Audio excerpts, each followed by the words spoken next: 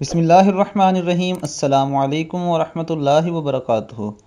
حضرت حارثہ بن وہب رضی اللہ تعالی عنہ سے آپ صلی اللہ علیہ وآلہ وسلم نے ارشاد فرمایا، کیا تمہیں بتاؤں جنت میں جانے والے لوگ کون ہیں؟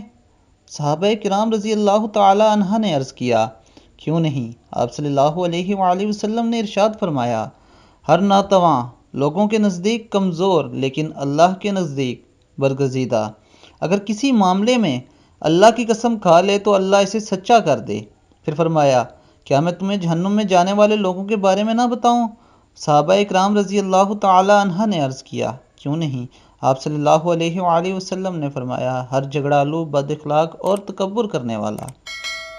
دوستو، ہمیں اپنا احتساب کرنا ہوگا کہ ہم ان میں سے کن لوگوں کی فہرست میں شامل ہیں۔ دوستو، ہمیں اپنے اخلاق کو اچھا کرنا چاہیے، ہمیں عاجزی کا مظاہرہ کرنا چاہیے، تبھی ہم نیک لوگوں اور جنتی لوگوں کی فہرست میں شامل ہو سکتے ہیں۔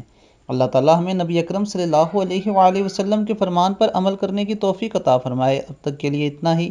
اپنا بہت خیال رکھیے گا۔ اللہ حافظ۔